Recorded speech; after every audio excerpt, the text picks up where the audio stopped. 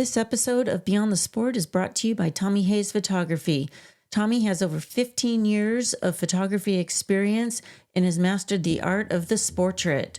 For all your sports photography needs, check out Tommy Hayes Photography at TommyHayesPhotography.com, on Facebook at Tommy Hayes Photography, or on Instagram at Tommy_Hayes_photography. Welcome back to another episode of Beyond the Sport. In this episode, we are going to talk to a young lady and her parents about sports and faith, of course. But this story is very unique, as they all are, and this young lady is going to share her story for the first time as a whole and be asked questions about it and respond to those questions. And I don't believe this will be her last time sharing it. We will also talk to her parents about faith and how they have chosen to raise their kids who are very active in sports, not only with a faith in Jesus, but demonstrating that to them, as well as talking to them regularly. Then we'll talk to them about one of the most difficult times in their life when they nearly lost the life of their daughter, and how faith played an integral role from the moment it happened until you're watching this show. It just goes to prove that God is still giving us miracles, and we just have to be ready to receive them, look for them, and expect them. But God's miracles are still happening today, and this family's here to talk about their miracle. Please welcome to the show Sari Thompson and her parents, Talion and April Thompson. Sari Thompson, welcome to the show. How are you doing today? I'm doing good. Better than me, I think, right? For those of you who know, I was on a run when she arrived at the studio today, so my mistake. So I'm still trying to get my internal body to cool down. So I've known of your story for a long time, but haven't really met you guys, but I've been fortunate enough to watch you play volleyball. You're pretty competitive out there. So I thought about your story and your sport and reached out because I thought you have such an amazing story to tell of your faith. I mean, your whole family is grounded in faith and sporting activities, from horses to football, baseball, softball, volleyball. Yes, ma'am. It's a very competitive family, but in a good way. Mm-hmm. So I want to start at the beginning of your story. When did you start learning about Jesus? Start learning? I mean, it's always been, encouraged in our house. I mean, my mom's always been very... she always talks about it and always... Does she, model it for you, how a Christian behaves and stuff? Yes. Yeah, so you've been around it, exposed your whole life. How old were you when you decided that Jesus was somebody you wanted to accept as your Lord and Savior? I think I was, 9 years old, probably. I think I was around 9, and... yeah. You had a really good understanding of what it meant to accept Jesus into your heart and have him as your number one in life. Mm-hmm. So you became saved, and then, but you still had your mom and your dad to model and pour into you. So unlike so many young kids who walk the aisle at VBS or something, you were able to continue growing, and it wasn't a 1 week thing. So you've got your faith, and you're still pretty young. You're a sophomore this year? I'm a freshman this year. So your faith isn't super old, but yet it's really strong. And that's something I've noticed watching your family, and doing what little research I could to find out about you before I brought you in. And one of the things I noticed, your whole family has been involved in some sort of sporting event. Yes, ma'am. When did you start sports? I mean, my whole life, I've been playing sports my whole life, since, T-ball, and then I was playing softball more, and then I started volleyball in, 3rd grade or 4th grade, I think, and Yeah, I've just always Okay, played so sports since. very young, and you were exposed to horses even Oh, before yes, that. ma'am. So I'm guessing you were probably on a horse before you could really walk, even. Yes, ma'am. So, because your family's very involved in that industry. Yes, ma'am. And that's for me. That's where I noticed your family's Christian walk. Whenever there was a need, your family would step up and do a fundraiser or find a way to have people donate and give to help. Or they would organize or be part of an organization that Yes, ma'am. would help with that, such as the recent fires and stuff. Your dad was really involved in trying to help people. Yes, ma'am. So, and that's kind of where the connection came for me to seek you out. And so you started softball young, t-ball, and then softball. So a real passion for it. And then, yeah, because I know you were headed off to a tournament the other day and volleyball after that. And Yes, ma'am. so you've got this passion for sports. Which one's your favorite? Probably volleyball. Volleyball? That's the only one I've seen you in. And like I said, you're pretty competitive when you're out there. But your whole team is. And this is your school Lipan that I've watched and helped film for. So when you're playing your sports, how does your faith interact with that? I mean, you have your faith in your daily walk. You know, you're at home. You're probably praying, maybe doing some Bible study. You go to church. Mm-hmm. But when you're at school and you're participating in your sports, how does your faith play out? I mean, we pray before games, and I'm always like talking to the Lord like during games and like as I'm playing, just because I always talk to Him during like everything and stuff. Praying, help me keep us safe. Volleyball, because I've the more competitive you are, you're diving for the ball on the court and stuff, and that's always a risk of injury right there, running into each other, getting tangled up in the net. Yeah, and then when we play, we give all the glory to God. I mean, throughout every sport and stuff, that's just always, every time I've been on, that's what we say. We play for Him, we give all the glory to Him. Yeah. So, that's how my faith plays out in sports. So it's really important. So, and your teammates, I'm not going to assume that all your teammates are Christians, but small communities most tend to be, especially here in Texas. Does your faith conflict with any of your teammates or anything? Without names. I don't want names. Just it's pretty. You guys are pretty cohesive. Yes, ma'am. So you're able to lift each other up and support each other. In the volleyball, is it the same in softball? Yes, ma'am. Being on club where you have a lot of different people coming in. Yes, ma'am. Yeah. It is. Yes. So do your teammates look up to you because of your faith or seek you out at all because of your faith? I'd say in volleyball maybe, but I'm like the youngest in like our softball team, so I'm saying they look up to me, but yeah, it'll get there. You just model the behavior and you'll be a role model and yes, ma'am. And everything. So, yes, how's it feel being the youngest on the softball team? It's a lot of pressure. It's a lot of pressure. Was it intimidating? Yes, it was. Yeah. Yes, ma'am. So rely on your faith to get you through that fear of going up to bat the first time. And yes, ma'am. What position do you play? I'm playing left field right now. I used to play second or in third. Second and third. I'm playing left field. Left field. So just kind of, you can play multiple positions then. It's a talent. So now you're doing something unique that a lot of people don't know about. You had a severe UTV accident about 4 years ago now. And just tell us a little bit about that, what you're comfortable with. Because I know I saw at one point, after being in the hospital, you've had over 20 operations just on your leg. So tell us a little bit about that so we can tie that in with your sports, because I think that's an important part of who you are.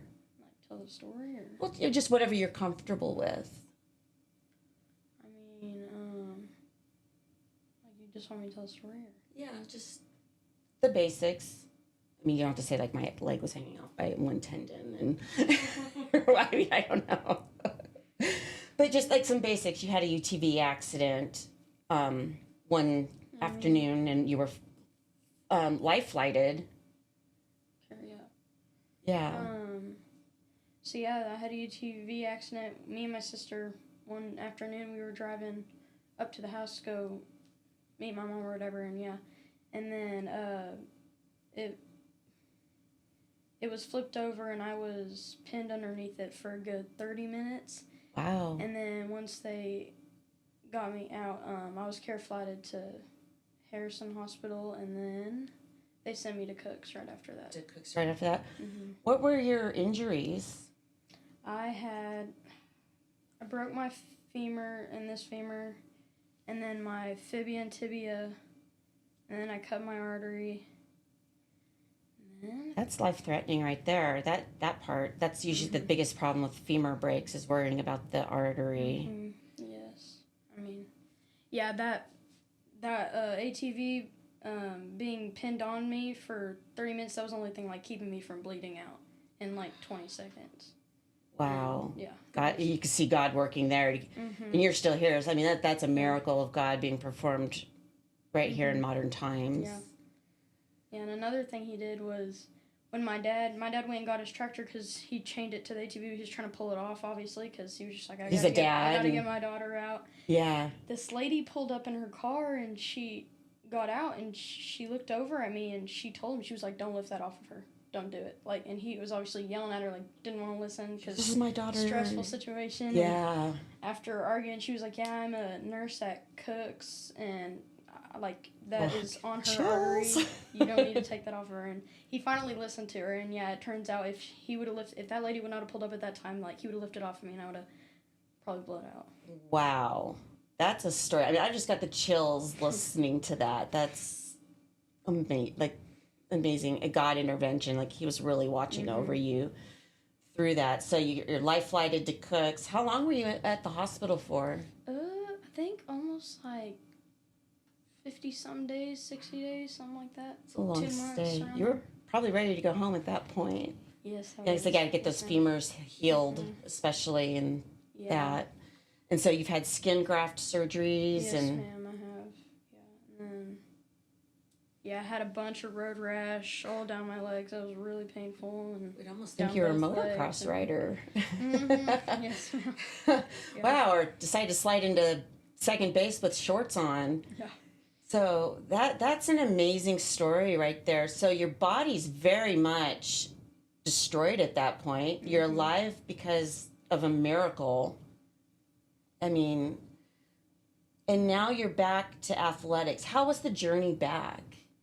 It was really, really hard, and it was a lot of, like, just having to push through, and it was a lot. I mean, my dad, like, he was the one that really, like, helped me push through everything, and, like, he helped me through, like, all of it, and he, like, would always talk to me and, like, I guess encourage me to, and he would make me set goals, like, in the hospital and stuff, like, at the end of this month, I'm going to learn how to stand up again. Yeah, because you had to pretty much start over, learn how to walk again. Yes, yeah. ma'am. Yeah, he was like, by the end of this month, you're going to be able to push yourself up in a walker and take 1 step or 2 steps or something. And we just set all those goals. And, like, in the next 3 months, you're going to be on crutches. That's your goal. Like, he just made me set these goals. And then when I would get those goals, we'd set more. And it's just, without him, like, I would not be where I was at today. Yeah, which is quite a distance from being underneath a thing. I mean, you're all over the place. Well, I know I've seen pictures like the first day back to school after that, at the next school year, you were on 1 crutch. And then, you know, a picture your first day back on a horse. Yes, ma'am. And stuff. So, how did God help you through that physical therapy, the training? Because I know you were probably just really wanting to get back, to be able to play volleyball, to be able to play softball. I mean, I'm gonna be honest, like, in the hospital, like, I was kind of, like, mad, like, what did I do? Why me? Like, kind of, I wasn't questioning my faith, but, like, I was just kind of, like... Angry. Yeah, angry and just kind of mad and not really... I didn't really want to pray all the time. I was just kind of, like...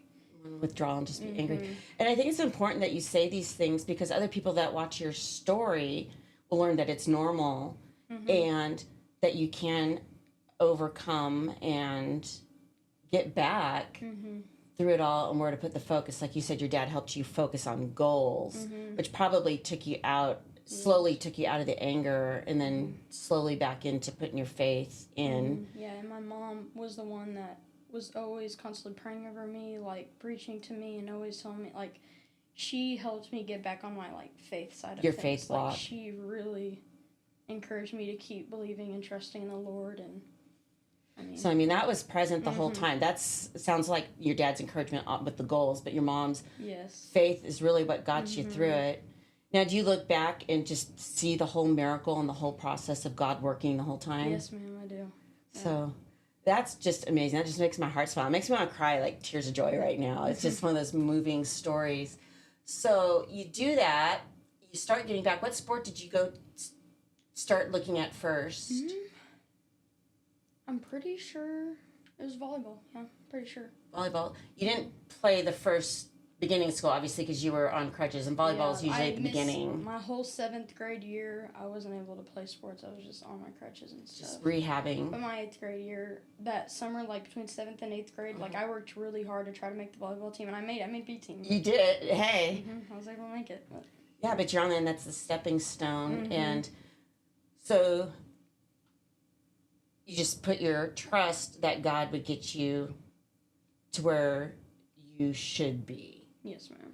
So you go from being really angry to having goals, being poured into by your mom.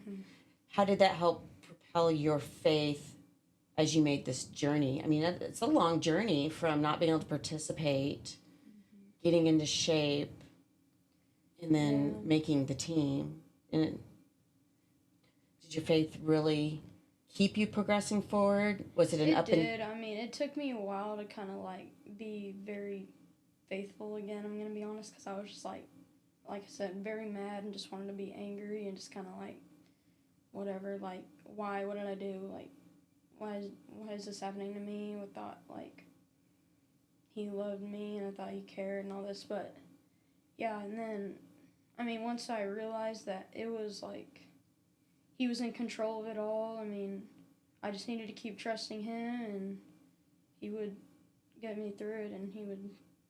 I think with stories like yours, it's a testament to people who say, well, let's see if they really walk the walk.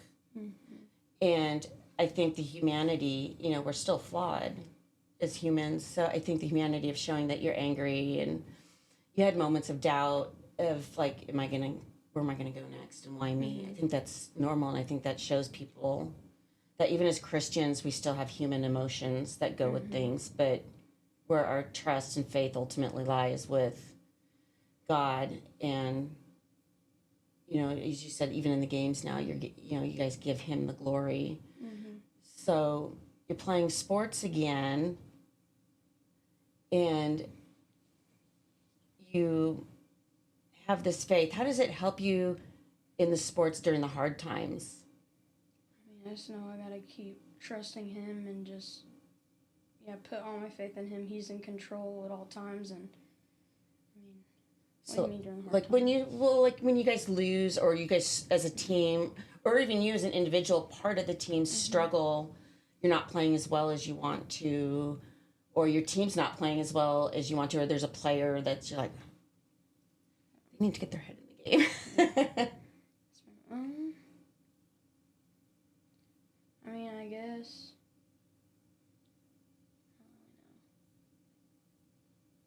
Like, how does he play a role in that? Or? Yeah, does he keep you focused on him? Like, there's more to this world than this one game. I mean, because sports are really important to people in general, and I think that we get caught up in them. I know I do sometimes, and I get some swift reminders that are not so friendly from the Lord. That's, hey, it's not the priority. I'm the priority.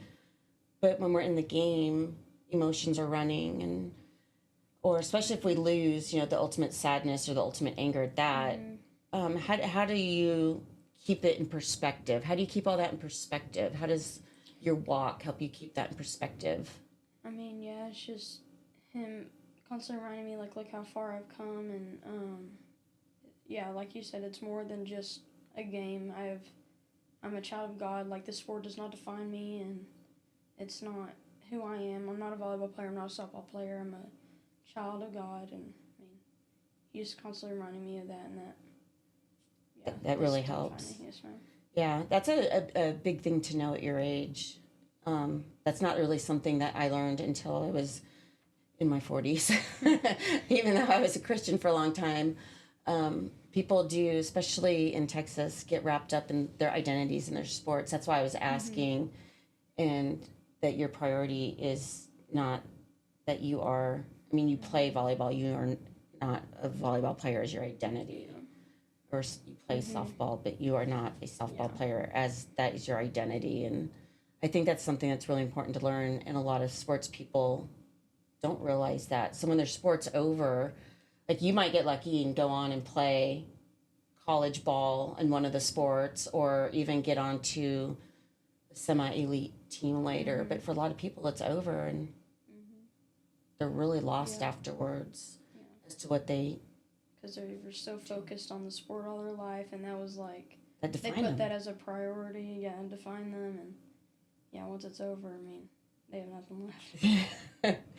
So, you got a lot of potential down the road to do those sports farther than a lot of people, having watched you play volleyball for sure, and seeing how your faith guides you. So I think it's an important thing for people to know that you've learned where your identity lies and stuff, and you've come through some hard challenges to get there and stuff. So what do you want to see take place as you move on in softball right now, and then your next year of high school sports?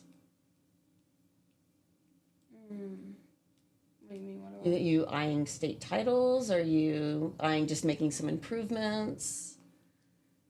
I mean, yeah, I'd like to make many improvements in all my sports for sure. I think even a state title maybe, and softball maybe. In softball? Do the softball players pray before? Yes, ma'am. We pray before every game. That's awesome. What about after? I think we do pray after. Sometimes, yeah. I think sometimes. I don't know. That's just some random question that popped to mind. I But can't remember. during the game, do you guys have to give each other pep talks or encourage Yes, each ma'am. other? Yeah, we have.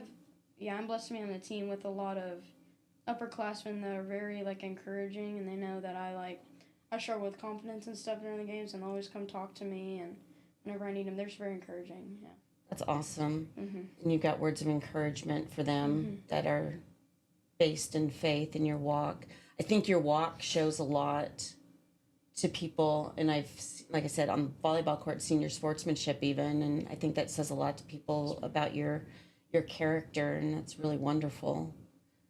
So, any kind of areas in your life you'd like to see your faith grow more? It's a pretty serious question for one so young, but I'd like to see my faith grow in every area of life. I mean, yeah. what do you feel your strongest area of faith is? Like maybe your spiritual gift? Is it encouraging others? Is it maybe being of service and serving others? Ministry, or maybe teaching, or I'd just say praying for probably- others. Yeah, praying for others, and probably giving, and what was that other one you said? Encouraging. It was encouraging. Service. Yeah, service. There's I mean, several. Do you do volunteer? I know your family's volunteered to help with a lot of things. Do you have any special projects you like to volunteer in out of service? I used to volunteer at our church. I mean, I used to work with the kids and stuff, but we don't go to that church anymore. But Yeah. I mean, I don't really have a lot of things I volunteer in, but I would. I mean, if something had came an up, opportunity, yes, God gave you the opportunity to do that and to share and share a service or an encouragement or a prayer team, a praise team. Yeah. Well, you get to do that with your teammates. You get the opportunity with your teammates, and they get that opportunity with you, which is really great. And, you said it just goes back to all the glory to God. Even on the days where the team fails or you fail, Yes, as sir. much as you win. There's lessons to be learned out of the failure that I think that can strengthen one's walk and how you react to it and how you handle it. Not just winning. I mean, how you react when you win too, I think shows a lot of character. I've seen people that don't have the character even when they win, and definitely when they lose, they don't. God's walk. So is there anything else you want to share with us about your sports or your faith? I mean, you're young, you're just starting out, but it's just so evidently strong that it's in your life with everything you've been through, and you've made it back to sports, and pray and encourage. And I just like the fact so much that your identity is in Christ and not your sport, but that desire to get back there with the Lord's help got you there, and Yes, ma'am. it's just amazing. I want to thank your mom for being patient with me, and Mom's in studio right now listening to this interview. Anything to share with us, Mom? I just think that while she was in that hospital for that length of time, and everybody would tell her, you're going to have a testimony someday. This is going to be your testimony. And she was so young at that time. She was 11, Vic just turned 12. So in her mind, she didn't see that or understand it in that moment. It's hard to when you're going through the hardest thing you could ever imagine At that age, yeah. But knowing that somehow God was going to bring her through it, and that He was going to give her this testimony someday, and everybody would tell her that. And so I feel like now she has come full circle. She has healed. Her body has healed. She has fought hard to get where she's at. Yes. And she has overcome unbelievable obstacles. And now she gets to share her testimony. And there may be another little girl struggling in a hospital somewhere, wondering if she'll ever be able to feel normal again or be whole again. And I feel like that's Sari's story, and that's what God has given her, is that testimony. Today, we're here with Sari Thompson's parents, April and Talion, and we want to hear their story of their daughter and pouring into her life, and thought this would be a great way to do it and share it with everybody. So tell me, you guys got married young. I seen the picture, not too young. Yeah. I mean, you're a young couple. You started out together in faith always from the beginning. Absolutely. Absolutely. That was a prerequisite for both of us, and who we were looking for. When we were, I think, I was 23, you were 25. Yeah, when we met, we were pretty young, and then we were 27 or 8 when we got married. I don't remember. Had a good engagement, but faith was the foundation of everything you guys chose to do with that. Absolutely. Yes, definitely. Yeah, that was a non-negotiable for us as far as checking that box for who we were going to marry. Married, we were part of a church in Midland. Excuse me. He's a very dear friend of ours. He actually married us. Trey Johnson Ministries.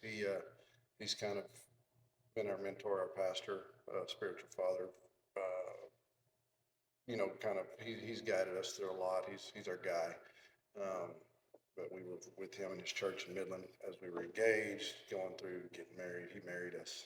That's pretty awesome. He actually lives right down the road in Brock now. So it's kind of crazy that we live close to him now. We still go to church with him now. Okay. So he's been a huge part of our lives. Huge influence on both of you. Absolutely. So that would make me have the assumption that going into marriage and knowing that you were going to start a family eventually, that faith was going to be a foundational role for your children and how you wanted to raise them as well. Without a doubt. We definitely knew, had discussed and talked about how we wanted to raise a family and goals and views and all of that stuff that we needed to agree on and align. I think that's important because a lot of people don't do that. Right. And I think that leads to a lot of problems. And having that common ground can really make a difference in a marriage and how it's modeled for the children as well. Yes. Yeah, we had an idea of how we wanted to raise our kids, and it was always, with the Lord at the center. So how did you go about doing that for them? Because you've got 3 kids, 2 girls and a boy. Well, we definitely are not always great at it. There's times I think it's hard, kind of not trying to skip too far ahead and go to the sports still, but keeping that as a priority and a focus is hard with just the life and schedules and the craziness that happens sometimes. With all the sports. At the last minute. It's something that can fall by the wayside if you don't intentionally keep trying And to. we've been very guilty of allowing it to fall by the Yeah. wayside with all the travel sports, Yes. with 3 different kids, like Yes. this weekend. For instance, we start Friday, Friday, Saturday, and Sunday. She's in Dallas at the Lone Star volleyball tournament. And then Henley, our youngest daughter, she's 10. She's in Stephenville at a softball tournament. And Saturday, Trayson, our son, he's 14. He's in Lovejoy at a Wow. 7-on-7 football tournament. So Need to clone you guys. Yeah. So you can Yeah. get everywhere. that's You need a and few more of us. that's honestly a light weekend because 2 of them only have a 1-day tournament. So usually we've got both of them or all 3 of them with Yeah. Go in different 2 to 3 directions. days full, and we've got friends that are tired of us. We pawn one of our kid gets pawned off on somebody every weekend. Yeah. So we've got an unlucky friend every weekend. There you go. It's good to have Takes a unlucky village. friends. Yeah, It does. takes It a really village. does. And Community. I remember I only have 2 kids, and they've got a good spacing between them, but there were still times when you're so busy with that church does fall by the wayside. And when Taylor was younger, we had trouble finding a church in Wyoming that we could go to, but we kind of found one, but it fell by the wayside because we did motocross, and that was always on Sundays. So lucky for us, being such a dangerous sport that people always prayed beforehand. Yes. So we still, he still got to see the aspects that it could be in, Yes. you can have prayer in sports Sure. and stuff, but being that it was on Sunday, church fell by the wayside, but other church activities didn't have to. And Right. that it was still, and when we're home, we could be there. And that gets hard because when you're home, you're making up for all the lost time of being Right. gone. Right. Well, and their practice schedules are just as crazy. So, there's times of the year where we, like he was saying, Trey, he has church services on like Tuesday nights, which, are great when we're not crazy busy with all the practices, So Yeah, it's just, you can make up for it. yeah, it's something you have to try to juggle and keep in balance, but it's hard. Yeah. I know it's a crazy life and it's going to go by so quick. And I'm sure you're realizing as Trayson's getting up, 14 now, and high school's going to go by so quick, and pretty soon it's going to be over. And you'll be like, what do I do with myself? I'm not busy Yeah. anymore. Yeah. Yes, for sure. But I'm going we- to have to find a new hobby other than washing uniforms and jerseys. Yeah. Prepping for the next weekend. Yes. Totally understand that one.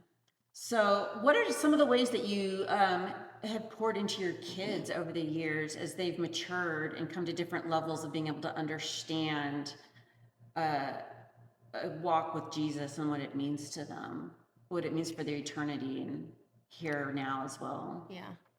I think one thing that we always try to stress to them, especially as they're getting older and their sports are becoming more and more, especially for our son, a goal that he wants to do possibly after high school and, Yeah. just kind of see what the opportunities are.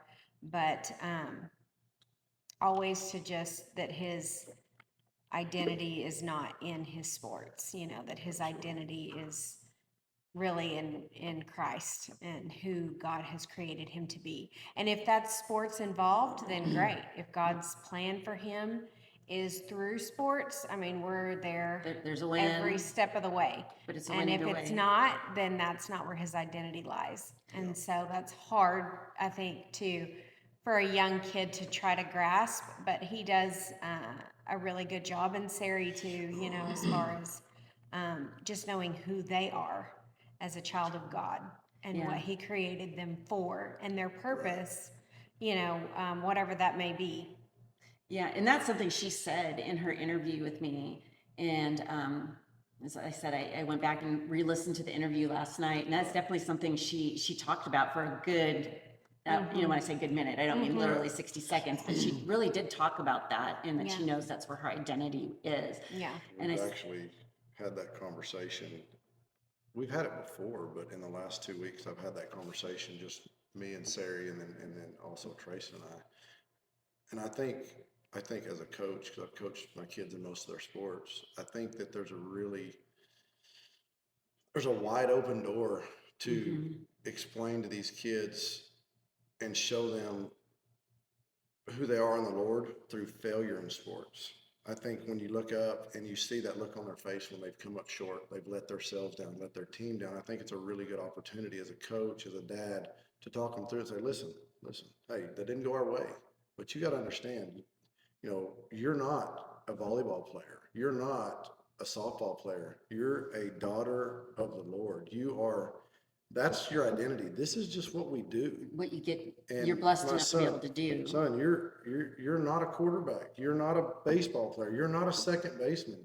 You're a child of God, and this is just something that we do. And if this turns into a platform to spread the gospel or to help somebody or lead somebody to the Lord, then that's what it is. But that's who you are. And so we try to use that. Actually, no joke, in the last 10 days, I've had that conversation with both of our oldest children. And when you see that look on their face and they're just devastated, and they've got that sport up on this pedestal that it doesn't need to be on. And we really try, both of us try to explain to them that quit putting so much stress on that. That's not where the stress This needs is to the lie. fun time. This is we something take you it, we get to take do. it serious. I'm a very intense guy. I know nothing about that. And we go very hard, and I coach hard and all that. But at the end of the day, that's just what we're blessed to be able to do. But that's not who we are. Yeah, and I completely understand that. I'm very competitive. I'm very competitive for my children.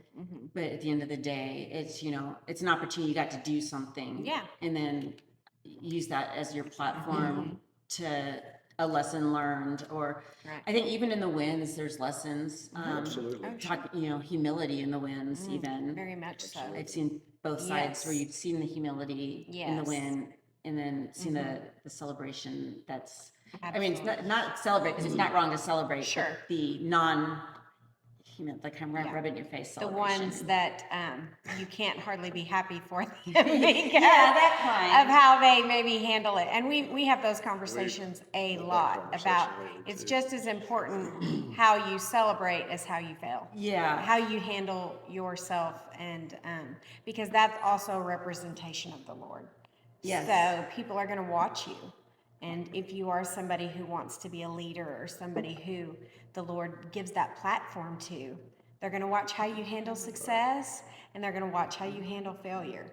And you're always representing your faith. If you're going to speak out about your faith, you are going to be representing Him in that way. Are you who you say you are? Right. Yeah. In the good and the bad. And what's crazy is lately, in the sports, the professional sports, more and more athletes Yeah. are starting to come out and say something about their faith Yeah. in TV interviews. And I Yes. think that's the best thing our kids can see. Yes, 100% agree. Just, the Masters, Yes. well, it's not whether I won or lost. I would have, it was Either how God way. wanted it to be. Right. If I Absolutely. lost, I would still be fine, because that's not, And that's how Yeah. Brock Purdy is, who, we watch Yeah. football, obviously, I because would love to be able to that's interview my him. son. But he's very much, he was in the biggest game of his life, and he was like, if it's in the Lord's plan for me to win, I'm going to win, and if it's not, it's not. And he was so calm and poised going Yeah. into such a huge, And I don't know about Lipan, because your daughter goes to Lipan, your son goes to Brock, but I do know Brock, and it is all about the winning. And I've Expected seen to win. they expect to win. You come into that district with excellence expected, and I've seen good and I've seen bad, but I've seen a lot of good, and learning how to handle the wins and the losses and the lessons from them. And I think seeing the professional athletes as well as the coaches, but going beyond the coaches, but seeing the professional athletes out there saying those kinds of things Right. is so important for our youth to see. And, Absolutely. For and sure. it's awesome that we have professional players who can put that ahead of Definitely. the sport. Definitely. It's really hard. It's like Meach, you know, you had Meach and you did the podcast with Meach. Meach Yeah. is one of my dear friends. His wife actually grew up where we're from and went to school with my niece and played softball. Lindsay Oh. played with my niece I didn't know that. in Midland at Greenwood. And We anyways, lived in Greenwood. y'all did? Small For a world. while back in Okay. like 1999. Oh, you know what? I think Taylor may have told me that. Yeah, that's Yeah, funny. he was Yeah. Little. So, little. you know, Meach, we're very close. They're great people. They're It's just, I love Lindsay. I love absolutely. Lindsay. But it just his through everything he went through, for him to acknowledge what God was doing in his life was just incredible to me. Yeah. You know, and he's got a story to tell, and he's not afraid to tell it, and that's what we need more of. And the great thing, you know, after the cameras quit rolling, we probably sat there another 30, 40 minutes and just talked about all the stuff we were just talking about during the interview. Yeah. He's got such a story. Absolutely. And I think it's funny, you know, as we're talking about this, when we moved here to Brock, we had prayed obviously for a long time about where the Lord wanted us to go. And we looked at several places, and the Lord kept bringing us back to this area, to this specific area. And, you know, we were just like, this is where we feel led, like this is where the Lord wants us. And there's so many people in this community that pour into the kids spiritually. Obviously, they pour into them. Yeah. Mary McGuire, the McGuires are awesome. Yeah. Law, Meach, you know, there's so many people. Beamer, he was also a professional athlete. There's so many people that are on the highest level when it comes to sports and, you know, Yeah. athletics and all of that. But they also pour into the kids on a spiritual level, which I don't know if, you know, that goes on everywhere. Obviously, I don't think it does. there's I know something it doesn't. special about this community in this area, and having the people here and the like-minded people Yeah. who do pour into the kids that way, because as they're young and trying to figure out who they are and what they want to do, that's such a huge aspect. And to look up to people like that who have been there, done that, and I'm starting to see more of it, actually. I don't know if it's because I'm looking for it. I mean, as the community has grown, you know, it's had its share of problems than any community would, but I'm also starting to see more of our youth being poured into on some level. And I think that's, you know, where it's going to start and where it needs to go, especially because so many of these youth are involved in extracurricular activities. absolutely, and the coaches here. Yeah, and for sure. So, and I'm not by any means saying that we started this. This is something we started doing as a team, and we saw it take off like wildfire. And like I said, I'm not saying that we invented it, we started, but we incorporated it in every single game. When we get done with a game, so we have a baseball, softball, and now a football organization. It's called Texas Grit, and Yes. started it with a couple of buddies. Free promo. Yeah. Yeah, no, it's not. It's just yeah, for sure. But Yeah. Texas Grit started it with a couple of buddies. It was Brett Lewis, Bo Griffith, and then Jacob Middleton. When we started that, we knew that we were going to have faith incorporated in that as we're pouring into these kids. That we, you know, I told them from day one, and they agreed. It wasn't like I was telling them, "This, by gosh, how we're going to do it." But this is what I was very passionate about. At the end of the day, we're raising young men. We're not raising ball players. We're not raising football players. We're raising young men, and they need to see us in that light. And listen to me, I'm far from a perfect Christian. I love the Lord, but I am really bad at it. But we would take, and we would, after every single game, we would invite the team to pray with us at the mound. Yes. And we would get together, we would talk, especially on Sundays. We'd say, hey, this is the Lord's day, and we need to give thanks to the Lord. And we'd kind of talk kids through that real quick. And then we'd ask the other team, anybody on your team, would you like to pray us out of here? And, you know, it does a lot of things, but we started doing that, and I kid you not, it has taken off. And I'm not trying to say that we started it, but throughout the BYA, the Brock Youth Association, that is just what we do now. That is when we go to these big tournaments. We can be in Oklahoma. We can be in. We went to, where did we go? Gulf Shores, Alabama. We were in Gulf Shores, Alabama, And it didn't matter who they were. I've only been turned down twice. One of them, a coach was concerned that he had some kids that weren't Christian. They were other religions and they didn't want to offend them. And I respect that. It is what Yeah. it is. Um, it bothers me, but I wasn't, he had to do what he had to do to his respect kids, his, yeah. his team and their parents. And then the other one was mad at me. So. I've seen that happen before in Yeah. high school level too, But, so.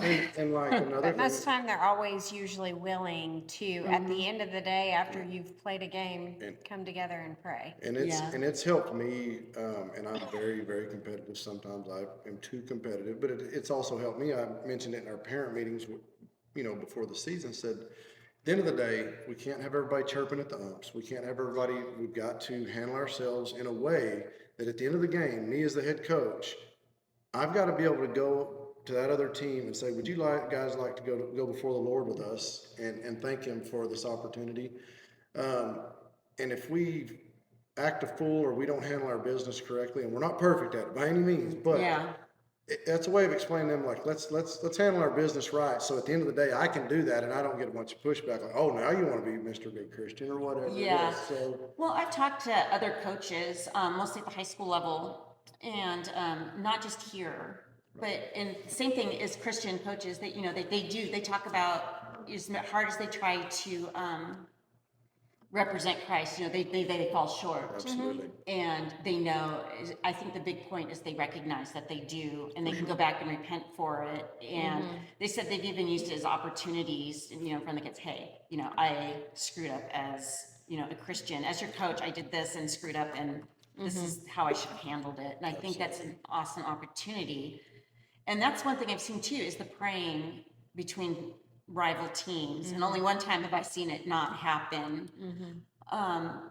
It's not something that you get to do everywhere. And when you could be beat by another team or beat another team and yet still come together and have both coaches praise the Lord and both teams pray, I think And be that's- united that way. We've done it and then Yeah. come back to a tournament later that season or the next year and the team, hey, we're going to pray, or hey, or they would, they would want to. Initiate It's it. just like, and it just kind of starts the ball. And That's how the gospel grows and exactly, spreads. it's been pretty neat to watch it happen.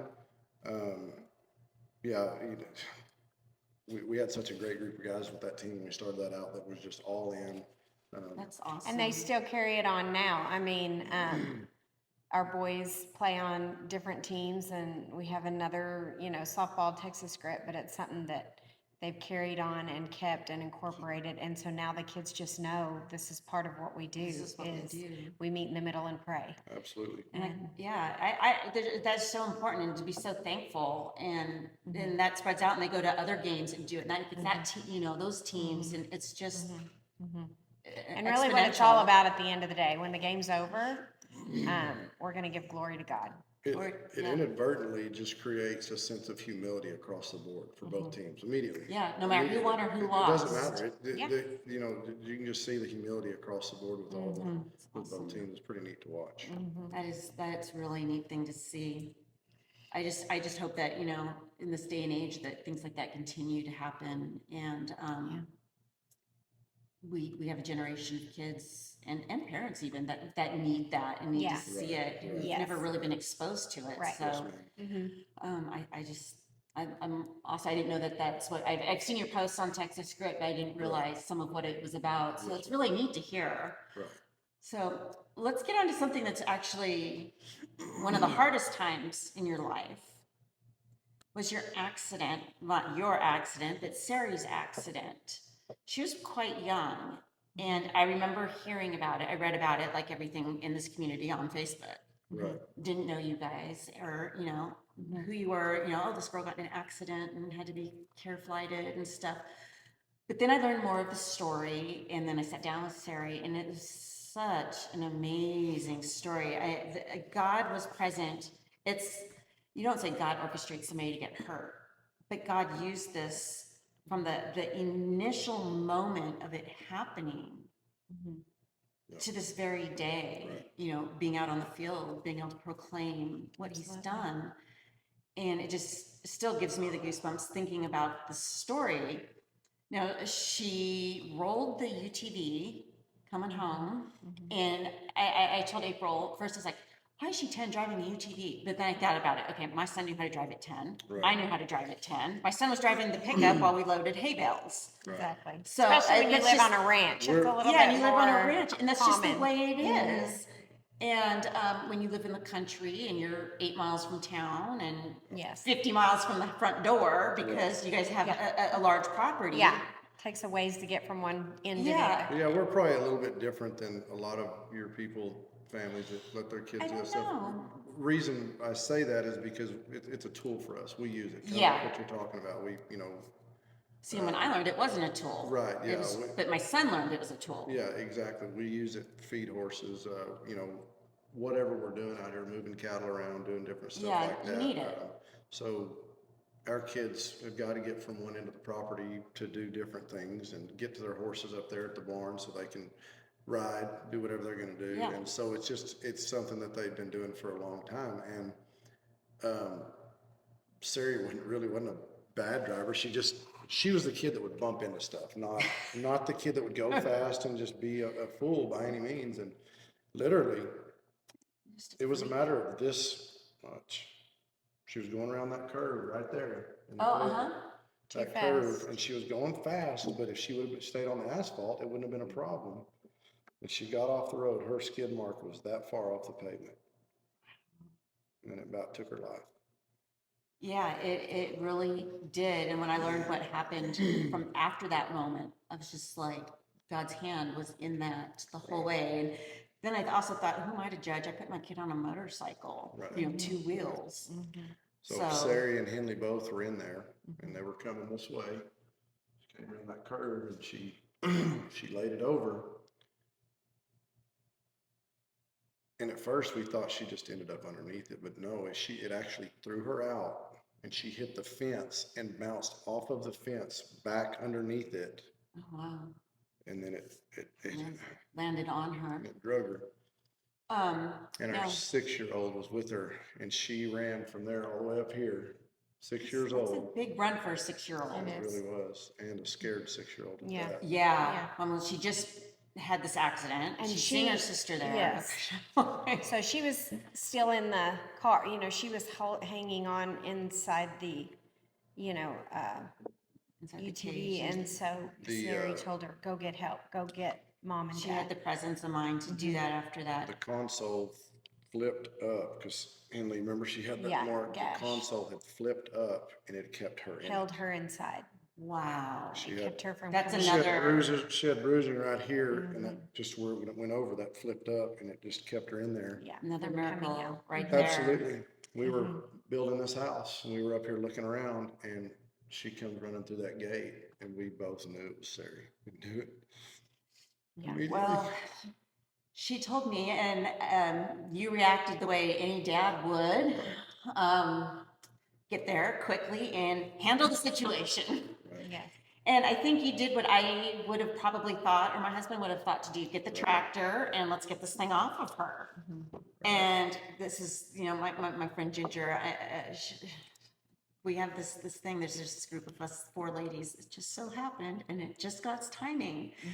A nurse happened to be coming home from work, and she didn't work that shift normally. And you're frantically trying to get this UTV off of her. And she pulled And up. she said, no, don't. So get there, and You're like, I've got to get my daughter. And she's like, don't. yeah, so I had to leave her, and that was the hardest thing. That was so for me. hard, because I knew I had to get that off of her, and I had to go to the barn, which is Way down there. way across It's the other side of the property. And way down there. For those you don't know, it's way down there. so I go get the tractor, flying down here, just driving through gates. I mean, just busted through gates. Get there, because she's right up against the fence, and I got around the other side of the fence. I ran the bucket up over, threw a chain on it, and hooked it up. This is no joke. I grabbed that lever to raise that bucket, and this lady pulls up. She pulls up, and she says, what's happening? I said, I've got to get it off of her and get her to the hospital. And I'm literally pushing it down, and she screams, stop. And And I'm panicking. And she says, 1 second, she looks down there and she says, I think it could be on her femoral artery. And I said, I've got to get her out of there and get her to the hospital. She Which is said, what she any said, dad she would say. stopped. She says, I'm a nurse. Please listen to me. If you pull that off and it's on that artery, she will bleed out in 20 seconds. Never met this lady in my life. So I stopped.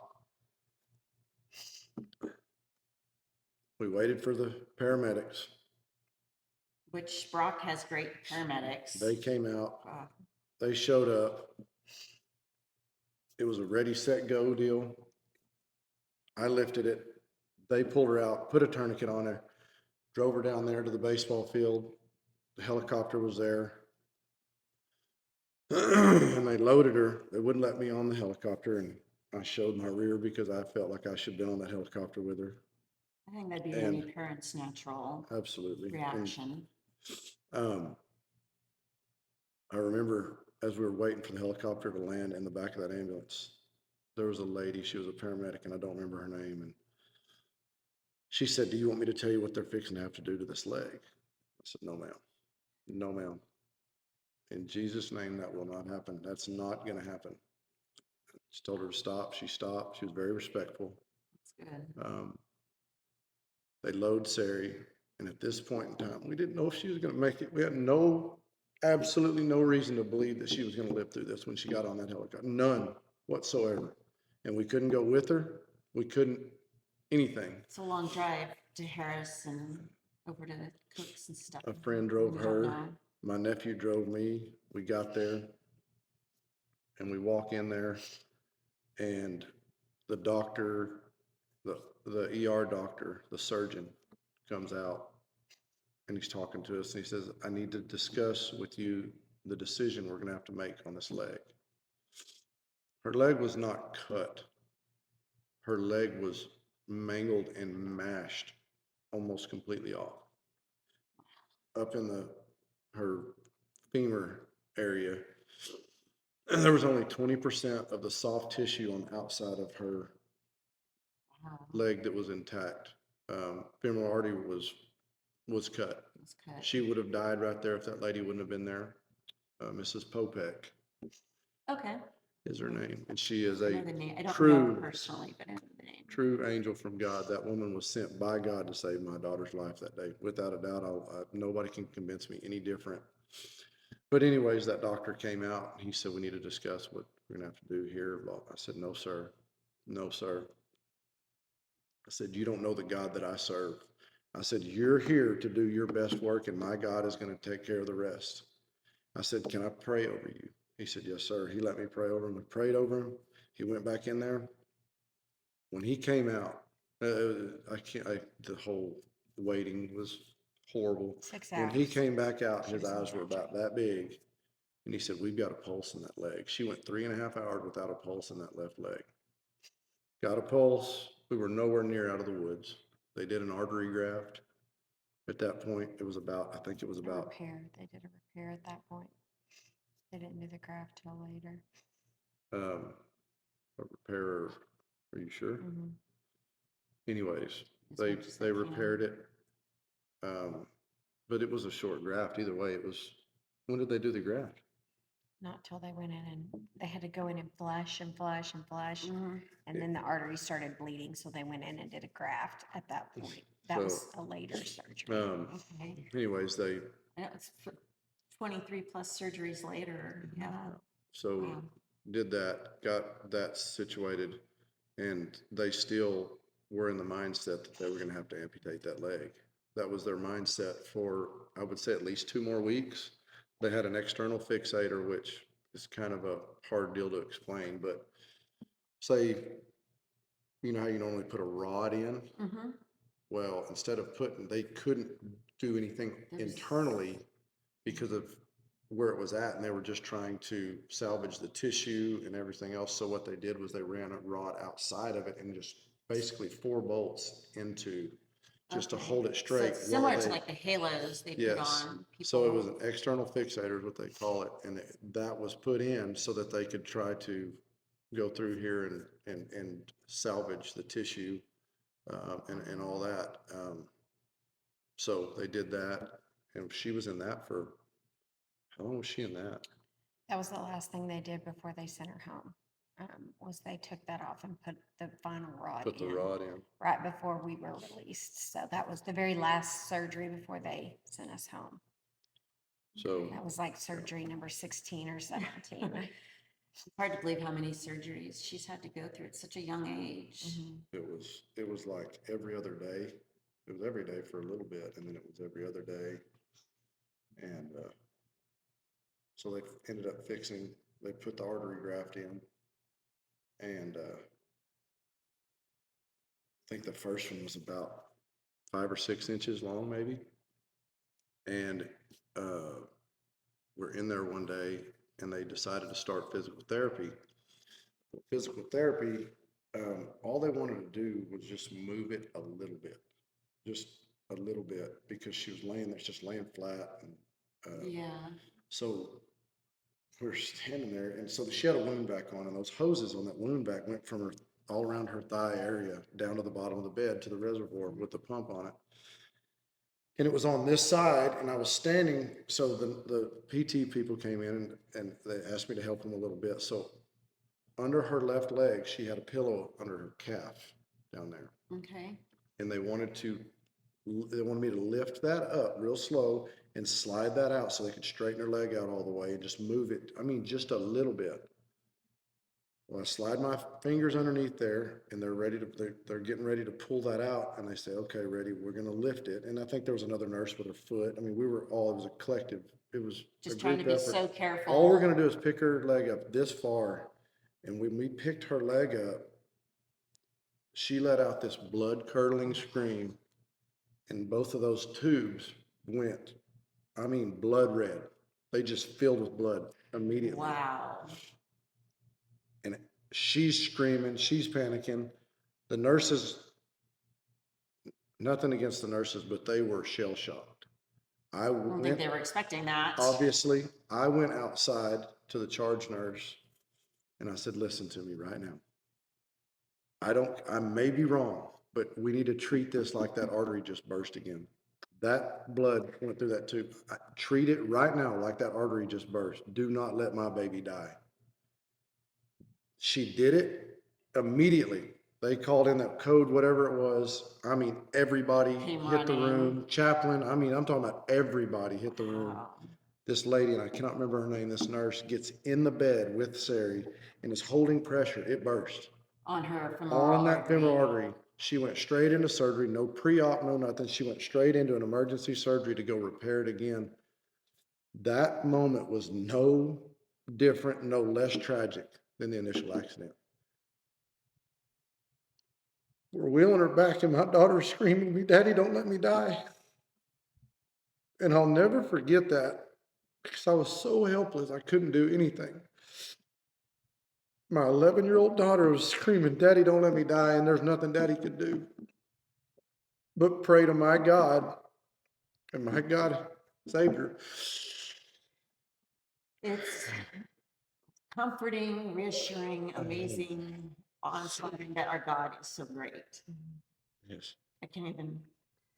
When Taylor was young, he had heart surgery. He was maybe 2 years old. And at the time, I wasn't saved or anything, but it was at a religious-based hospital. And I think the only thing that provided me comfort was the fact that the picture on the wall had all the surgeons and the whole operating crew, but standing behind them was Jesus, like I've seen this. that picture. Yes. That was the only thing I think Yeah. that got me, which is really odd considering it was not. That it comforted religious. you and It provided comfort- you peace. Yes. Yeah.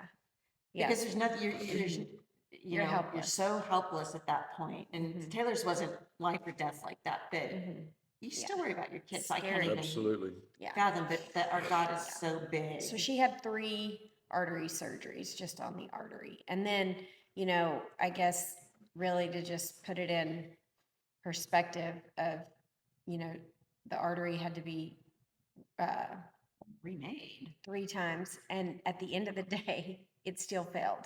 The artery graft quit working. And so she now, her body And the first time when the doctor came in, I remember them doing all the tests and they took them forever to come back in. And they finally came in and said, the graft is closed. It collapsed. But her body has built its own source of collateral blood supply, basically around Collateral where vessels. the artery was. It's finding ways of tunneling its own blood to the leg on its own, which is a miracle. I mean, That's, yeah. So to put it in perspective, the main pipeline for blood supply to her left leg It's gone. is gone. Yeah. 100% collapse, zero blood flow through it. And her body created collateral vessels, blood vessels that went around that to supply blood to her foot and back up. And from medical standpoint, she shouldn't be doing what she's doing. Well, she shouldn't even be here, let alone have a leg. Or have a leg, or be walking, or be active, or be, Yeah, now she's playing volleyball and softball and riding horses. So just that one, I mean, there's so many different miracles that doctor, he performed. that doctor, whenever he came in and told us that, he used two words that I've never heard a doctor say. He said, "This is a phenomenon and this is a miracle." And I don't know very many doctors that use those words. No. It doesn't surprise me. I mean, our God saw us through that whole deal. But at that point, What a testimony to be able to say, tell the story that God through the whole thing from the time it happened to the nurse showing up to you're saying, I serve a greater God, you're not taking her leg, Right. to right now. to right there where it's just a perfect example. Whenever in the natural, there's not a way. God made a way. There's no way for blood to get to her foot. And God said, "Watch this." And it was incredible. And a really neat thing about that months down the road is, so at that point, they take measurements of the blood pressures at the foot. Yeah. So there's certain pressures that reflect the blood flow and all that have to be sufficient to supply that leg. Otherwise, you're looking at Necrosis. a graft and all the issues that you could have there, which could lead to amputation. Like, we were still not out of the woods for amputation at this point. Circulation problems, Yeah, so you're looking at all sorts of issues, and those pressures, they say the pressure needs to be above 30 in that leg. So just for conversation's sake, right leg, she was at 96, I believe. it was 9 days. 90 It's something. up there really high. 90-ish, and her left leg was at 32, and she had to be above 30. She teetered Right there. 28 to 32 on that bubble of artery graft, which, all these things that could, the ultimate is obvious possible amputation that we're trying to avoid. And this is where it goes into the sports and what kind of a kid she is. Through her work ethic and her sports, we went back, was it a year later? Probably a year later. And those numbers, 126 on the right and 56 on the left. She was nowhere near the danger zone. Through her work ethic, her sports, her working her tail off through the most severe nerve pain you could possibly imagine. Every nerve in her left leg was severed. And just volleyball practices were just so Grueling. All of it grueling. was grueling for her. Yeah. And she just, her and I talked through a lot of that stuff. And I said, "Listen, baby, right now, these are the cards you're dealt. You can lay down and quit, or you can play the cards you're dealt and let's fight through it." And she never laid down, not one day. She was very adamant during our interview that you were her strength, her get it up and get it done guy. Especially when COVID and both of you couldn't be in the room at the same time. She said, "My dad was the one who was my encourager and my strength. My mom was my faith walk." Absolutely. Basically, those were her role. You described the roles that you played during that time, which is so amazing because I kind of got exposed to Sari by accident. you'd asked Taylor to film volleyball Right, because yep. she was playing volleyball, and he felt really uncomfortable filming girls. You know? Right. Well, okay, I get it. He's a young man, and so I went with him to film, and still not knowing who y'all were, or Right. nothing about this. And he pointed her out, and I noticed the scarring on her legs. Right. And then he told me, oh yeah, she was in some accident. Yeah. And then it clicked. Right. You know, where you're at, where your building, because I knew where your building was, and I knew of you. And then it's just started clicking, and I'm just like, oh my gosh. This is the girl. This is the girl, yeah. And I'm like watching her play. She's ferocious, and that's that work ethic he was just talking about. And Yeah. it's so amazing to see how far she's come. Yeah. With that, you know, out there playing softball. It was something you had posted. It had to do with softball on Facebook, and that's when I reached out to you. It was something faith-based, but it was softball, and I want to tell her story. Yeah. And then I listened to her story. I'm like, I want to get the parent side of this story because you poured so much faith into her, and like I said, she said you were her strength, her.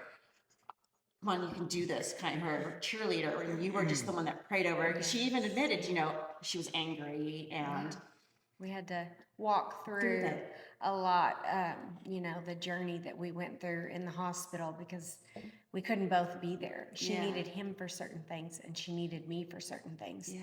And We it had to was switch out every really 24 hard hours. when she needed me and I wasn't there, when she needed him and he wasn't there. So it was difficult. You know, we really had to press in to our faith. And, you know, she went through a little bit of the why, you know, why Yeah. did this happen to me and why?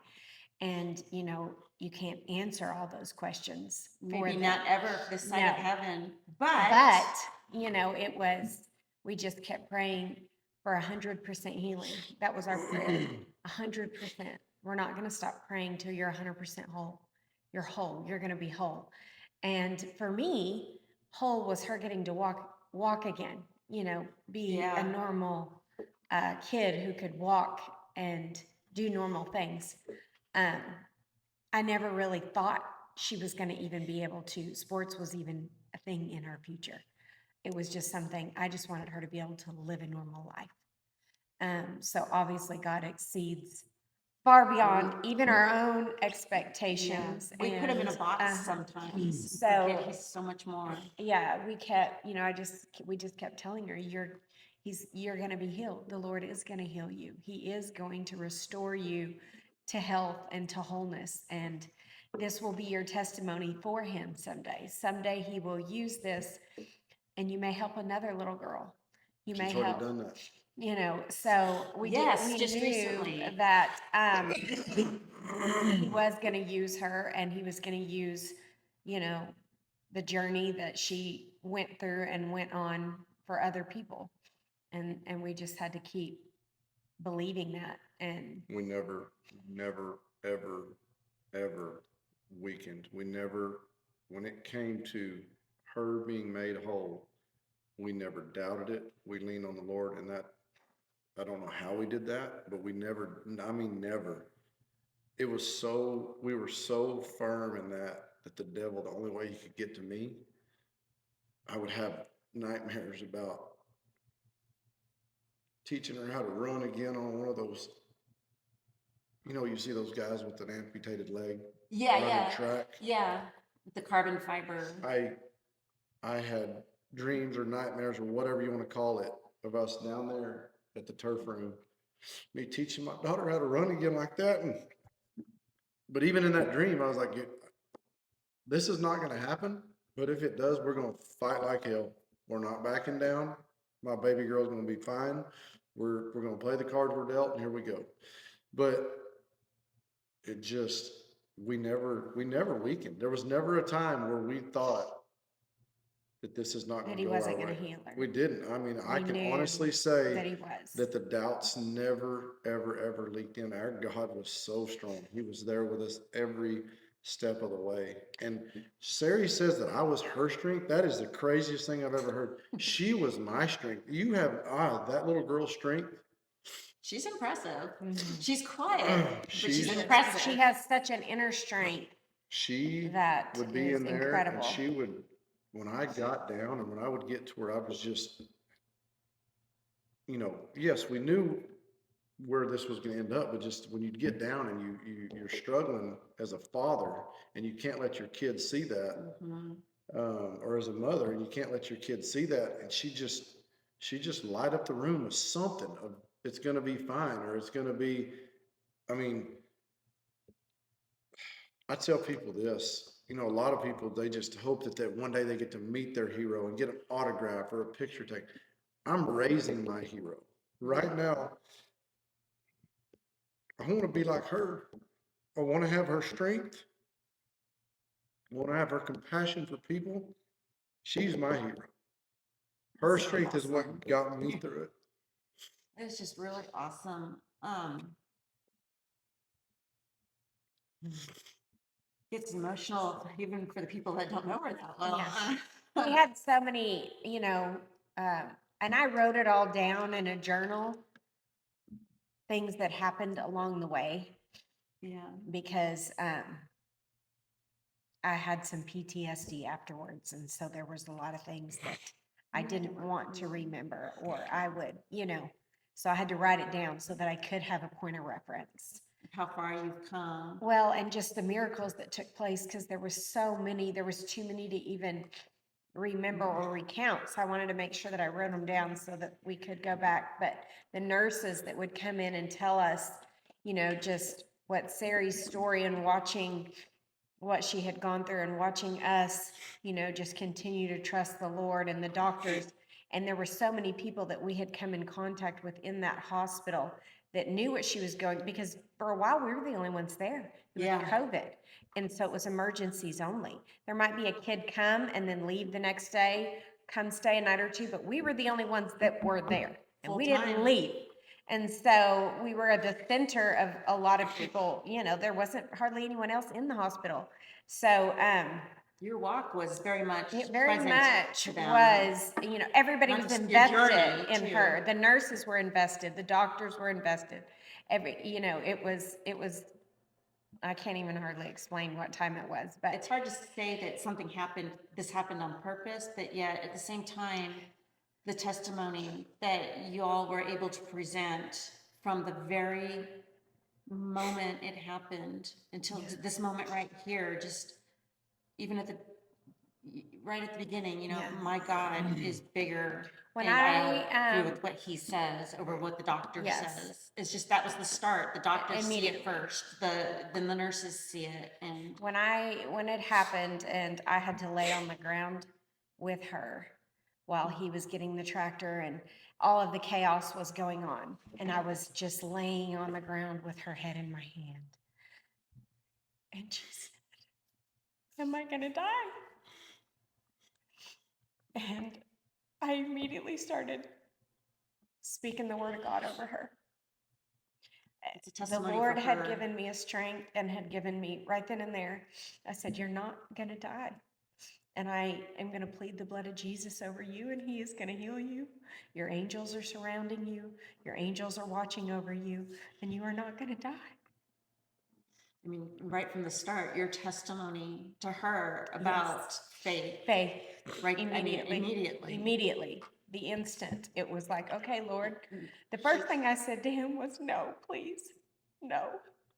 And then you kick into, okay, Mom gear, mom mode. fight. We got to fight, and so you just start speaking the word of God over her and into her. And from that moment on, it was like you had to place your 100% trust in him.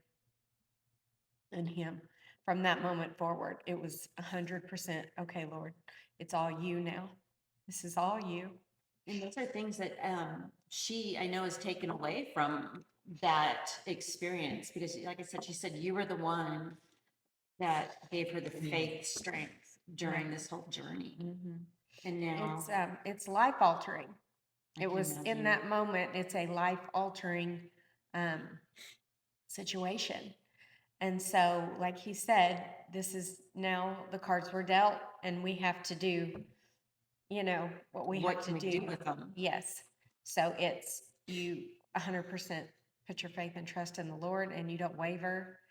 And She took her cards and turned them into a royal flush.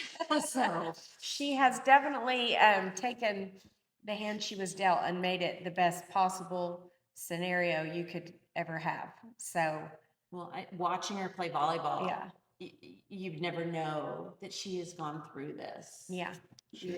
Yeah, amazing. She's out there. She's competitive. She's fierce. She's into it, and she's moving like nothing's ever happened. It doesn't hinder her. It did for a long time. It Yeah. really did. Several The years. nerve Well, it pain, was so the nerve severe. pain was just, it was on a level that, Yeah.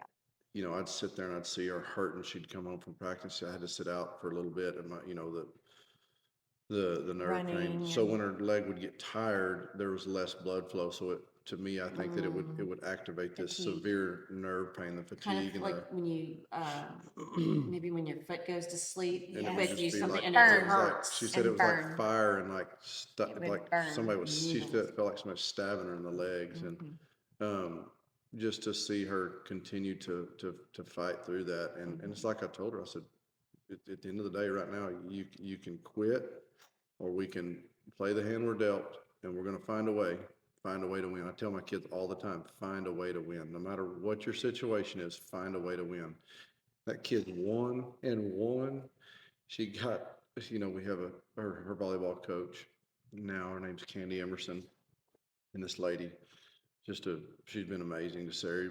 Between surgeries, whenever there was like a stretch between surgeries, I called her one time and, hey, is there any way we can come practice with you? I want to keep her going and do this and do that. She says, come practice with us. She's going to play. She brought her in and let her play and let her just play at a level that wasn't where she needed to be on that team at the time, but she knew she'd get there and she'd go out there and she'd play and she'd get better and then she'd have to go have another surgery. So she'd have to quit. She did that twice with us. She let us join a select club team. Yeah. Which is, those teams are set. And, Even though she wasn't They're set ready. for tryouts. yeah, and those teams, Play on that. embraced Sari. They loved on her. We never saw somebody like, who is this and why is she getting to come in late? It was just they embraced her and they loved on her. And so she went through that for a season and a half, maybe. And that then- was a testimony in itself. Just them watching her go through surgery Right. after surgery, And then come back and battle back, and then have to go in through another surgery and come back again. And it was like, that was a testimony for people to just see her resilience to, okay, here we go through another surgery. And she would be down, the rods were all being removed. She was having metal rods pulled out of her legs, and she was, they weren't minor surgeries, they were those were major major, surgeries, yeah. and she would have to start from ground zero And so again. she'd come back out there and she'd try. So she got two partial seasons in with the volleyball team. Never really was able to just engage and be part of a full season. And then it was another little thing that happened is Brett Lewis, a good friend of ours. He called and he said, "Hey," he said, "we've got a tournament over here, a softball tournament." He and I had been working for years to put this softball team together for our girls, and he was able to get it done. But Sari had her accident, so she couldn't play. And he invited her to play. We didn't know she could. We just, by gosh, we're going to do it. We showed up. Try it. We showed up, and I'll never forget this at bat. That little girl stepped up there, first pitch. She sent that sucker over the shortstop, and she hobbled to first base. It was so hard to watch, but it was the happiest moment of my life. Just, she got there. I lost it. That Candy Emerson, that friend of hers who was her volleyball coach, was on that team. She was there with me at that time. There's a lot of special people along the way, but Yeah. Some people stand out more than others. so for these years, she never really got to play. She got to go try and go. We kept her active or whatever, but when she finally got to a spot where she could play, we just moved to Lipan, or she had just moved to Lipan to go to school down there, and they just started the volleyball program. She wanted to just go to school down there. We get there, that summer, we're looking into it. Next thing you know, we find out they're fixing to start a volleyball program. Perfect. They're like, hey, With her class. with her grade, that class Was started. starting it. So, Something about God's timing. yeah, exactly. God's definitely lined this deal up. So somehow we get invited to the volleyball camp. They're having a volleyball camp before school starts. We go down there just to meet the girls. Sari had asked, she said, I want to go to a smaller school. She loves Brock. She Yeah. loves Brock. But it got so big. Yes. She wanted to go to a smaller school. She came to us that summer and asked us to do that. So what about sports and this and that? They don't have volleyball. She said, I don't care about playing volleyball. We'll play club. We'll do whatever. But I want to switch schools and I want to go to Live Band. Go to the softball camp, shows up. She meets the girls. They're super cool to her. Coaches were awesome. The AD down there was really nice to her. And look up and we decide, okay, we're gonna let her switch schools. We go down there. They start off obviously with volleyball season that year, and she got voted team captain. Oh, wow. That's awesome. After everything she'd been through, somebody still saw a leader in her, and it was just as a dad and as a coach that And was she just flourished. I mean, it was like when she was on that team that year, it was like that was where she was supposed to be. She came out of her shell as a player, just across the board, and she played. As soon as season was over, she had another surgery, and it was that's just how it's been. Anytime she gets a break, we have to have surgery. Still to this day, We're putting one off waiting right right now. now. Oh, no. But What does she have to have done now? It's just more right cosmetic now, it's tissue. more reconstructive, grafting. pulling the muscle and stuff back together because she's got a pretty good. But she's hold. so busy now and active that it's like we can't find a window to do it And here's- because she does so many As things. soon as one's over. And here's the thing about her: she has this scar on her leg that when you first see it, you notice it. I mean, it's big, and she doesn't care if she ever gets it fixed. She's told me it's multiple. part of her. She said, "I don't care. Yeah. If somebody doesn't like that, I don't need them in my life anyway." It's She unbelievable. truly doesn't care. No, It's a testament to where Most her, young her value girls would be. at that age are self-conscious of every little thing anyway. Yeah. So when you have something like that obviously catches people's attention, most little girls would want to hide it or cover it up. And she's like, this is my me. story. This is me. You can, like it or not, but this is who I am. And it blew me away as a grown woman.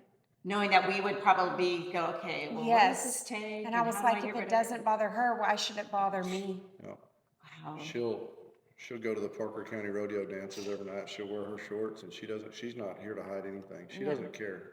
Do you She's accept me? comfortable in her own skin, Absolutely. literally. She's, Absolutely. accepted everything about herself. And that's incredible for a 15-year-old girl. And that's the hardest time usually in a young lady's is. life is that It those is. middle teen years. And Yes. for her to be that way is just Incredible. I think it's an encouragement not just from God, but her parents who support her and like, okay, if this is what you want, and helped her to be that strong to begin with. Absolutely. There's been times where sometimes it's her, sometimes it's me. Should we get her to wear something different, cover it up? Because you look up and boys are boys at that age, and they're Well, and little kids, kids and you stuff can't like help that. how little kids respond and react, and Yeah, think little about kids going have to no the filter. Yes. going They to just the don't know. dance or whatever, and we want her to have somebody come and ask her to dance. I really don't, but yes, I do. As a dad, you don't, but you look up and there'd be times where somebody wouldn't ask her to dance, except for maybe one of her buddies that she's with and stuff. And we knew what was going on. And April would talk to her about it, and she's like, I don't care. I don't care. She's just, and she's just such a special person. This is just the start of her story, and we know that because she's already touched so many people, and just her approach to it and the way, she carries that whole story with her. She doesn't hide it from anybody.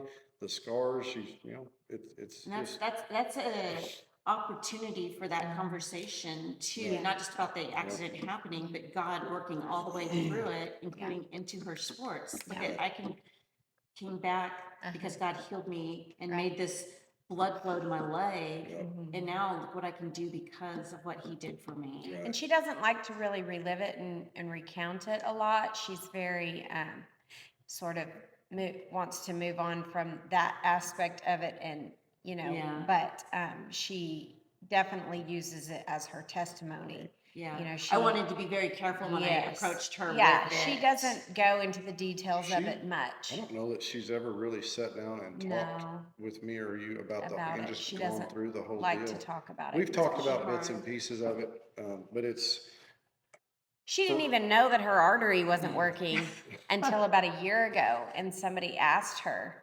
And it was almost like when we would go to all the doctor's appointments, she would kind of block it out. She didn't really want to hear it. Yeah. So she would go to whatever place she had to go to mentally Get to through the keep appointment, herself.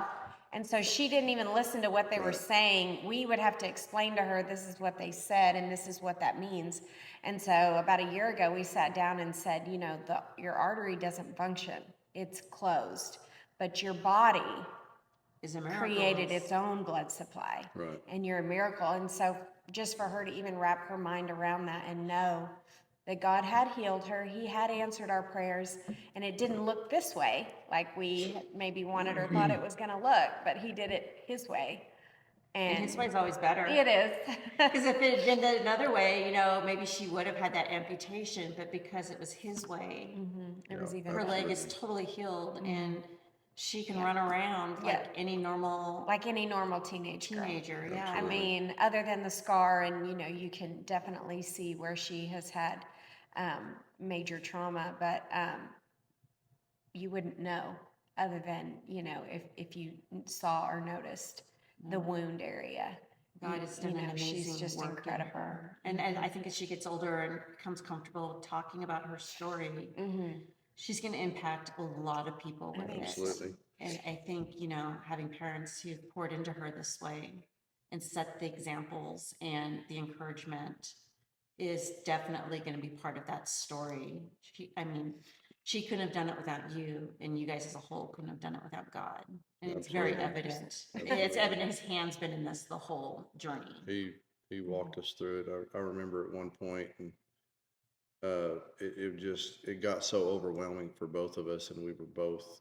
The thing about it was so hard on April and I, like we said before, because of COVID, they could only be one person in the room, so we would have to. We're supposed to. She leave, and I come in, and we're not even supposed to see each other. Like we're not supposed to.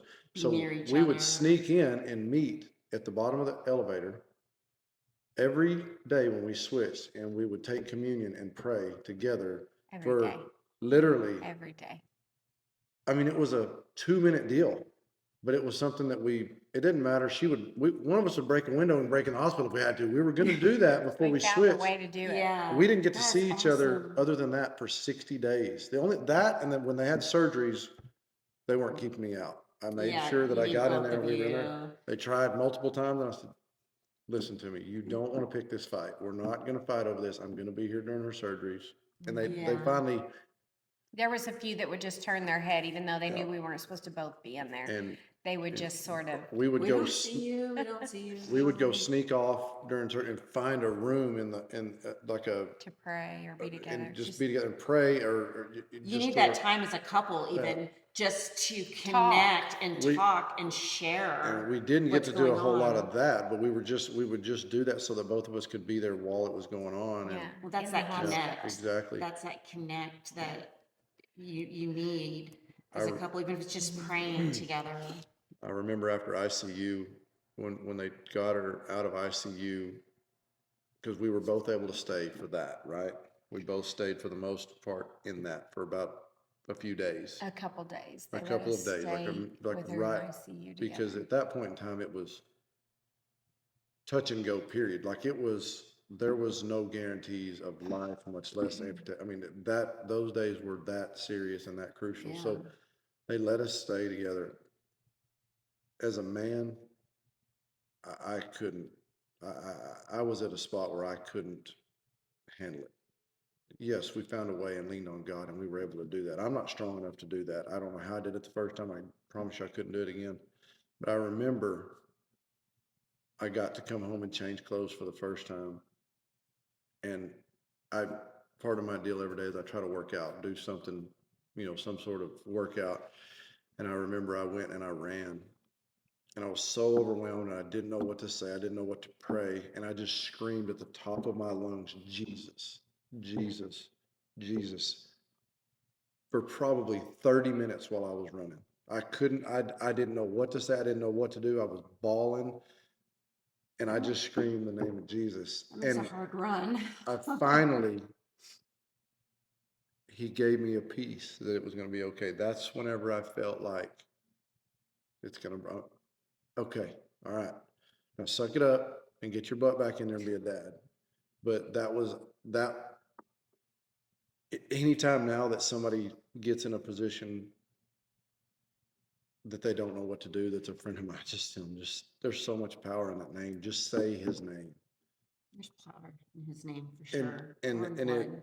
I don't know what it was incredible for me. That was a huge thing for me whenever I was at my breaking point. I don't know, as far as her breaking point, that's where I was at, and that's what I did. And it was like, immediately he was, hey, I'm right here. The I'm Lord right here. had laid it on my heart. I mean, from really early on, that we're to take communion every day and pray over her every day together. And so, when I told him that, he didn't question it or didn't anything. It was like, okay.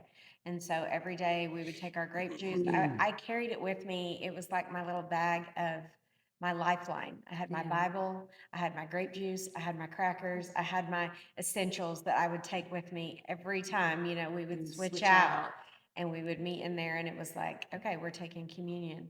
And I had read a book right before that talking about healing and how powerful communion is, because it is the broken body of Jesus and the blood of Jesus, basically. And because of And to do that often. yes, and when you're really believing for a miracle and needing a miracle, do this, to remind him of his word and his promise and what he did on the cross for you to have healing and wholeness. And so every day until she got out of the hospital, there was, without fail, we did it Every because we single switched day. out. There was not a day And we didn't. so we took Might have done it communion. twice And a I know couple that times. some people look at me like I'm crazy because No. we're not Catholic. We don't. But I mean, It you're wasn't- still, it's still in the Bible. No, It's not absolutely. it's not a Yeah. Catholic thing. No. It talks about taking the Lord's Yes. Supper Absolutely. And the many importance time and of time it. again. Yeah, it doesn't say just do it once in your life. Absolutely. So he had put that on my heart. Like that was just a way of, reminding him daily, like, this is what we are coming before you with. Expect our expectations. And so we just, like I said, he walked us through that journey. I really hope that the people that watch this can really glean from it how important it is to have faith, and that with faith, not that anything will be possible, but anything is possible. Absolutely. And God has impossible shown is it. possible. Yeah, he's faithful to be with you, and he was with you through this. He was. And he was bigger than the box that so many Yes. people were putting him in. Yes, he was. And that Yes. that people really can walk their faith in the hard times, because I think that's the hardest time to walk it. And that's when people look at you potentially in a judgmental way the most. Well, are they walking? Are they living their faith? Even though they said this, but this is happening. So, Absolutely. and I think your journey, the people that saw it, recognized it, and that people who see this video can realize that it is possible.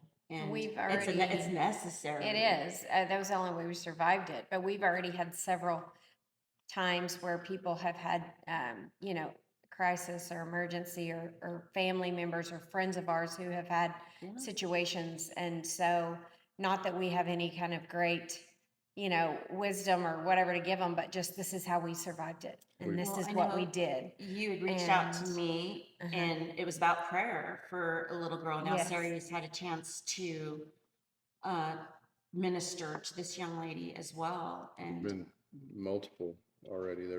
It's been, and she's willing to do it. She does it for the first time. It was a couple of years ago. A girl I grew up with in Marfa, her little girl went through a very similar situation. wow. Not as serious, but she had. Very, very similar situation. And Sari reached out to her and was able to talk to her and hopefully, give her some sort of a peace and comfort. And I think she's going to be her That's gonna- spiritual gift yeah, oh, without a doubt. for people. Without a doubt. And then there's the people that don't believe, and those people that don't know that there truly is a God, that, this is such a black and white physical proof of what God can do. Took May 4th. She was 8 days before her 12th birthday. 11-year-old little girl. The devil tried to take my baby right down there. The nurse showing up and keeping me from lifting that tractor off, to the doctor letting me pray over him, the multiple things, the artery graft rupturing and having to go into emergency surgeries. We're 24 surgeries in, right? 24 surgeries right now. 60 days in the hospital. Multiple people saying we're going to have to amputate, and we stood on the word of God and we leaned on our Lord. And look up now, and this little girl has such a love for the Lord and a love for people, and physically she's overcome. She's playing on a really, really good club volleyball team. She's playing on her school team. She got voted team captain on her school team at Lipan. And now, being her freshman year in high school, she's on softball, she's varsity. on varsity. She's a starter on varsity on the softball team down there. And softball, she went 4 years without playing, other than that one tournament that Brett She called me played for. season of BYA with Michelle. Oh, I forgot Yeah. about that. She played a little bit of that, but she went Not almost not 4 much, years of not much. definitely not playing at varsity level, and was Yeah, able to she's a go out there, starter. and we put the work in, and it's not about sports. It's really not. It's just about fighting for it and not laying down. And that little girl, She's fought for it. she's not gonna lay down. She's a fighter. Yes. I've got a video somewhere on my phone, and I actually posted it, but it was her and I went down there to the turf room, and one day we were just piddling around doing some stuff. Well, I put out the ladder, the ladder where you do your agility drills on. And I said, let's go. And she got out there and she did that ladder. I videoed it and I posted it, and I was like, It was Most right kids- after one of her surgeries. Most kids would be like, I don't want to do I that. can't remember what I said. It was something I said, And if anybody, had an excuse to sort of Not do put it. in the work Yeah. or not want to, nobody would have blamed her. Yeah. Nobody would have said, Her leg probably hurt. Yes, And she's probably it's tired. hard. And it doesn't support. Yeah. But she did it. But she Yeah. did it. She did it did without it, yeah. complaining, and it's incredible. yeah, God has definitely blessed her with a unique spirit. I think Yes. a unique spirit, not just among kids, but any Mhm. adult even Mhm. as a human. Yeah. And I think that's one of the great things about being human is we can recognize God in everything He does Yes. for us and Mhm. has I mean, done she for does us. everything. She snow skis. She loves surfing. Like, that's her Really? deal. Like, she Because there's can't no wait. ocean around here. Behind the boat. She likes to. Oh, okay. Wake, Behind the boat. wake surfing, not Her and ocean I- surfing. Yeah, Her and I take My the boat out daughter's all the time. no. Learning that. So here it is. This is December 12th, and this video right here. This is her.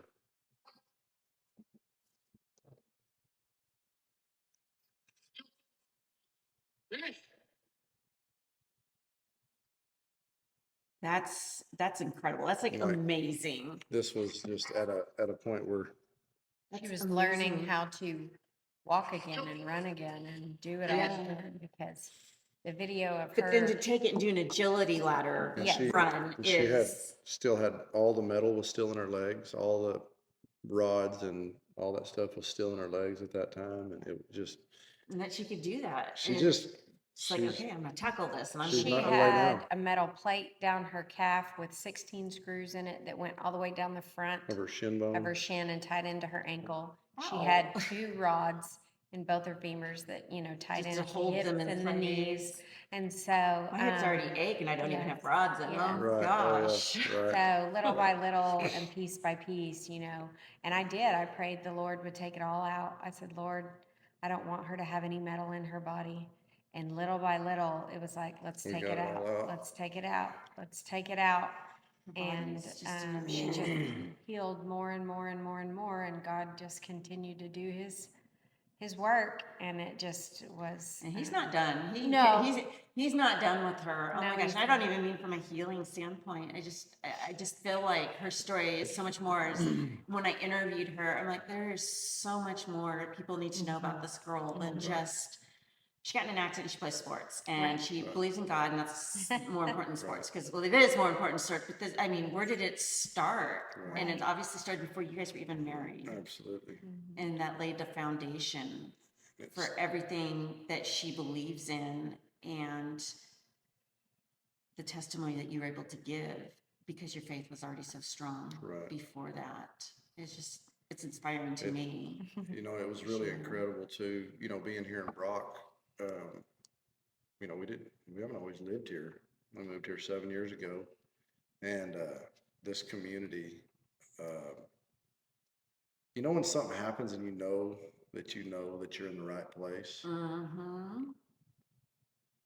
We were here at that point in our lives for a reason. This community rallied around us and did some things that And her. were incredible. Her birthday was 8 days after it. Yeah. They had a birthday party for her, released a bunch of balloons down there. I mean, the whole church, there were so many, they videoed it. They did a Facebook Live deal. 'Cause that was all she had at I mean, that she's moment. she's in there, and like we're still fighting Quarantine. for our life. And they did that, and people sent meals, you know, and Everything that you could possibly need for support. Videos. I mean, some incredible people would have their whoever send her a Beamer video Williams and of encouragement. Beamer Williams and Justin Hatcher, Mike Trout sent her a personal video encouraging her to get well. Ian Kinsler for the Rangers, multiple rodeo girls. Haley Kinsler, is that her name? Haley Kinsler. Kinsley. Multiple famous. I mean, Mike Trout. Yes. Yeah. Mike Trout. Personally send her a video of hang in there. Hang in there. You get got after this. it, I you know, went through you're a gonna be fine. setback. You know, they would just encourage her, and people Do you know just who Amberly rallied Snyder around is? her. I don't know. So Amberly Snyder is she's a barrel racer, and she's paralyzed, I believe, from her Oh, knees you know, I bet I've She seen her velcros videos. into her Yeah, saddle. into her saddle. She was she rolled her truck and it broke her back, Paralyzed her. paralyzed Yeah. her. She reached Blonde? out Is to she her. Uh-huh. Yep. Very Okay. pretty blonde. Yeah, I know who she Amberly is. Snyder reached out Sent to her a her video. and talked to her in the hospital. Like it was, you know, obviously that's not a point in your life where you're putting people up on a pedestal. You're fighting for your life. You're doing it. But so many of these people went out of their way to reach out to her. Yes. I think in hindsight, didn't that have to means do that. a lot to her too. But I think that Absolutely. comes from something important, and I think God provided you with that because I've seen what you do when people need help. I've seen, you know, you talk about this community rallying around the people, and I've seen it happen many times. When there's been a need, you have stepped up to provide, and I think God sees that. That's what we're supposed to do. I mean, We are. I mean, we're called to help those people Yes, and ma'am. help them in need. And I don't see where you've fallen short there. I mean, maybe you have, I don't know. But I Thank mean, you. but I Thank see you. that so many times, and you are involved in the horse world. I mean, that's your life. yes, ma'am. So some of those people might know of you or know who you are. And that word travels very quickly throughout whatever community, like in motocross or Right. something, you know, that word travels Right. quickly. So I'm sure it's the same. Right, yes, ma'am. But God sees, you know, that you're doing things He's asked and called of you to do. And that's, you know, another way of providing, you know, baseball player, maybe not in the horse world, but Right. Right, your story is huge and it's out there. yes, ma'am. And that was such a thing for her. And when, you know, I think it tugs more at people's heartstrings too when it's a child. Sure. Absolutely. Absolutely. I don't know why. Of course. We do, you know, Yeah. we put a higher value there. And that's hard because, I mean, you know, so many times I prayed to just switch places. You just want to take away. their pain. Yeah. And if you could just trade places That's a with them, you parental know, as love. as a parent, Yeah. You don't want you your would kids give to have to go through anything that. to just let it be you. Yeah. Because you don't ever want to see your kids suffer and go through pain. Not like that. No. And so- Even the pain of a broken heart from a breakup gets hard sometimes as a parent. You wish they didn't have to go through that. But Right. they did, they do, they will. all those Yes. things. So Right.